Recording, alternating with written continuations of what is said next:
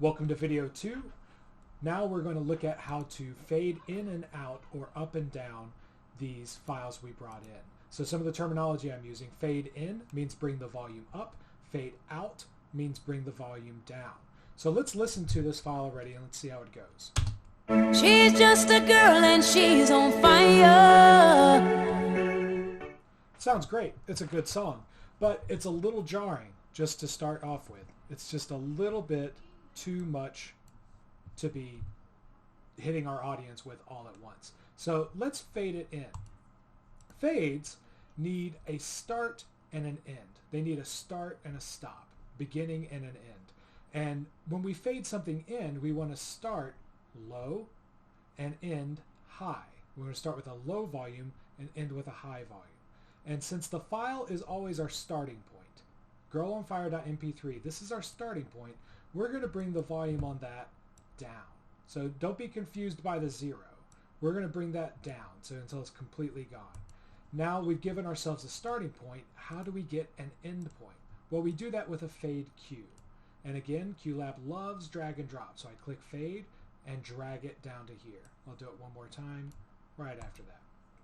I've got 2 fade cues here, but I've got an X over here. The X will tell me what's wrong with the file or what's wrong with the cue. And right now it's telling me no target cue. That's easy to fix. We give it a target cue again by clicking and dragging, clicking and dragging.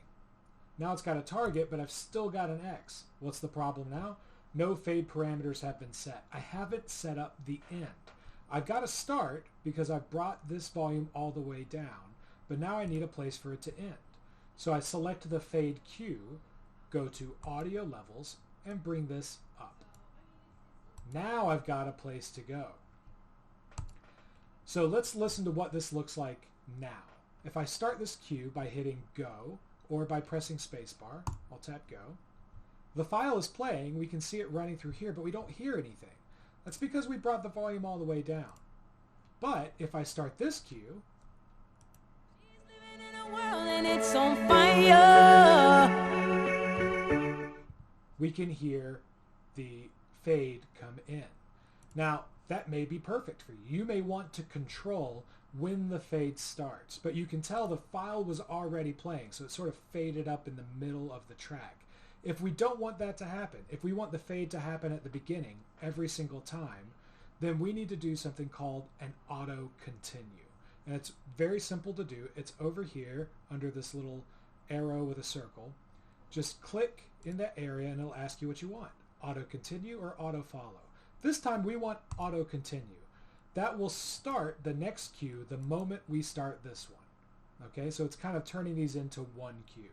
Now if I hit go, She's just a girl and she's on fire.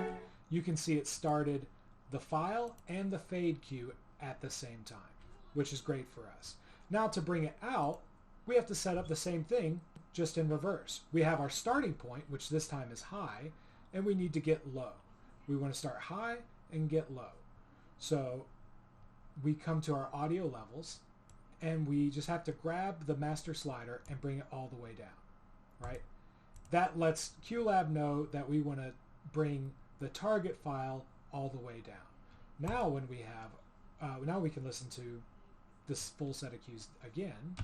We have a fade up. Just a girl and she's on fire. Hotter than a fan. And we have a fade out. We have a start and a stop for both cues. Speaking of stop, you can see the file is still technically playing. It's not really a problem, but it's a little sloppy. And it's easy to fix. All we have to do is click stop target when done, and it will stop the file from playing once this fade is finished happening. So one last time, we have the file, which we've given a start point of no volume. We've added a fade cue with this as our target and given it an ending point of a higher volume. So we started low and ended high. And then we have a fade out where we started high and ended low. Altogether, it sounds like this. She's just a girl and she's on fire. Hotter than a fantasy. And that's how a fade in and fade out works. In the next video, we'll look at how to do a crossfade and how to use the auto follow function.